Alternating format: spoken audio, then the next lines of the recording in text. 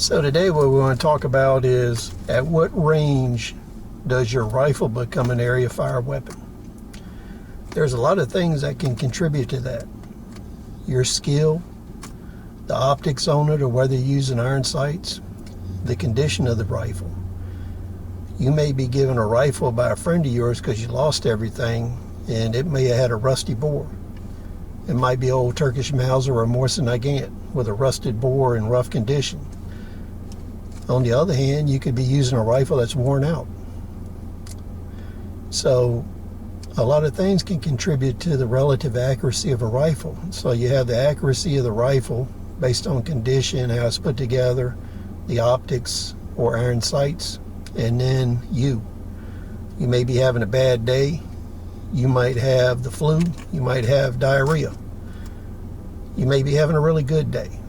So let's think about, at what range does your rifle become an area fire weapon where you can no longer hit precision targets?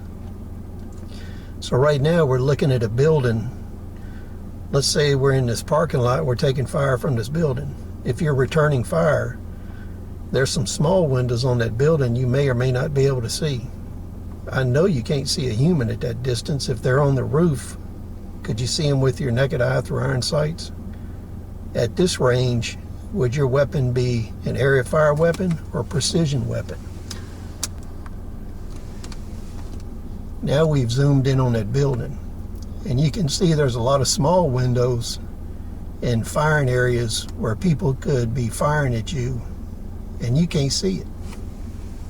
It's so far away, the camera actually has a lot of shake. So what we're going to do is look at a couple other situations. And what I've noticed in the past is, when people tell me how good they can shoot, they usually way overestimate what they can actually do. Don't make that mistake, because most people do not have an adequate range where they can shoot 1,000, 1,200 yards, 1,500 yards to see what they can actually do. Another thing to think about is, when you're doing area fire, you may group 5 or 10 riflemen together, and that gives you the capacity of a light machine gun if they're all firing in unison on a target. So firepower makes a difference if you're employing area fire tactics. If you want to suppress fire from a building like that far away, you may have to have 10 riflemen firing at it with bolt action rifles in order to suppress the fire. Because look at the size of those targets. Do you really think you can hit a person that far away? All right, here's another scenario. You're on the other side of a valley. You're up on a hillside, moving through, transiting an area. You're moving your people through here, and I can see a church steeple, 3 church steeples. I can see a tall building. I can see a communication tower. I can also, in the foreground, see a lot of traffic moving on a highway. So when you're looking at this area, are your weapons precision, or are they area fire weapons at these distances?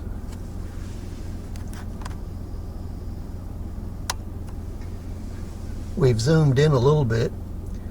You can see a little bit more of the terrain more clearly.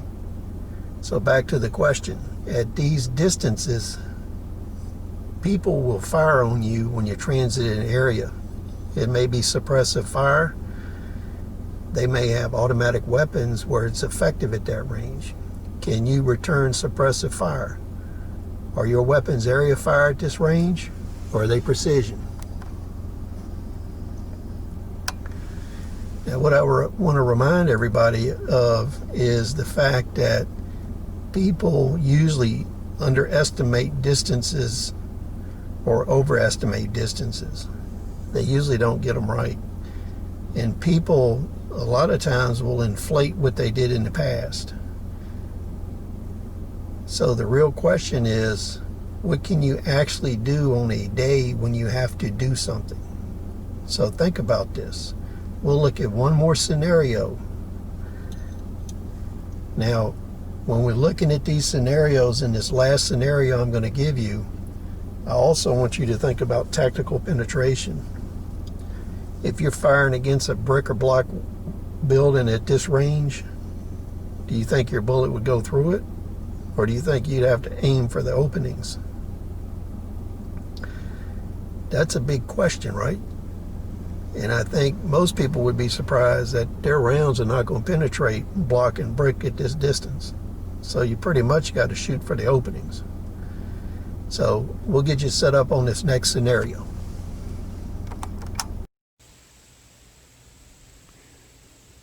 In this scenario, is your rifle an area fire weapon or is it a precision weapon? Chances are you're not going to see the enemy.